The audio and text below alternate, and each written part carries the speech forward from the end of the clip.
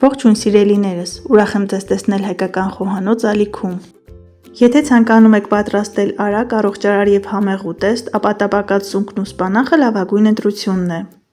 Այն կարող է ծառայել որպես խավարդ և թե որպես հիմնական ուտեստ, շատ համեղ է ստացվում, անպայման փորձեք։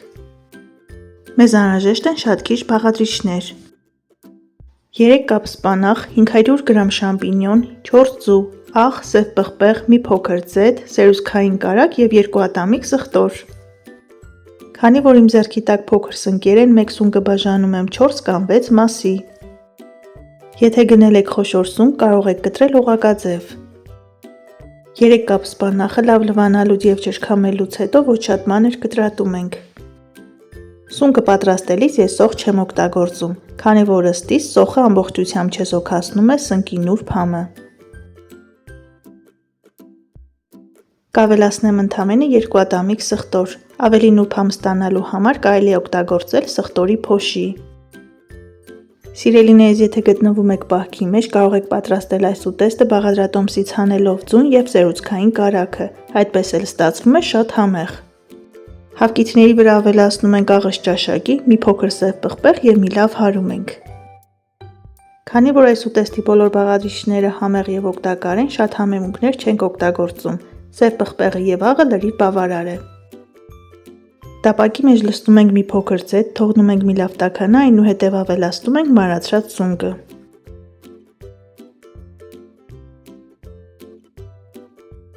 Սունկը մոտ 5 րոպե տապակելուց հետո այսպես գեղեցիկ կարմրում է, ժամանակն է համեմենք աղով և սև պղպեղով։ Եթե աղ ավելացնենք ամենասկզբից, սունկը բավականին հյութ կարձակի, և այն ոչ թե կտապակվի, այլ կշոգեխաշվի։ Այնուհետև կավելացնենք սպանախը և վերջում մի փոքր աղ, որպեսզի աղը ուտեստի մեջ համաչափ տարածվի։ Ջուր չենք ավելացնում և շատ շոգեխաշելու անհրաժեշտություն էլ չկա, ընդամենը 4-ից 5 րոպե և պատրաստ է։ 2 րոպե անց սպանախը ունի այսպիսի գեղեցիկ անուշ գույն, մի լավ խառնելուց հետո ավելացնում ենք մարացրած սխտորը։ Այս ուտեստի բույրը պարզապես արտակարգ է, իսկ թե որքան համեղ է կհասկանաք, երբ պատրաստեք ինքներդ։ Եվս մեկ անգամ խառնում ենք, որպեսզի սխտորի բույրը տարածվի, այնուհետև ավելացնում ենք սերուցքային կարագը և հարած հավկիթները։ Ստացվում է ախորժաբեր, առողջարար, սննդառատ, շատ համեղ ուտեստ։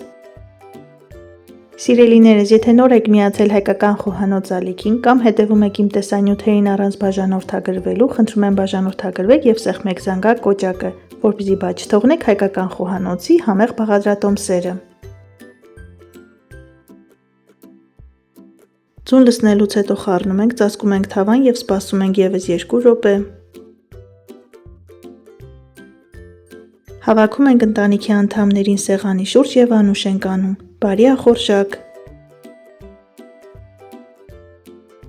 Այսօր էլ սունկը սպանախով այսպիսի հրաշալի բաղադրատոմս, դուք էլ փորձեք պատրաստել այս տարբերակով, սնվեք առողջ և եղեք առողջ, ցտեսություն, կհանդիպենք հաջորդ տեսանյութերում։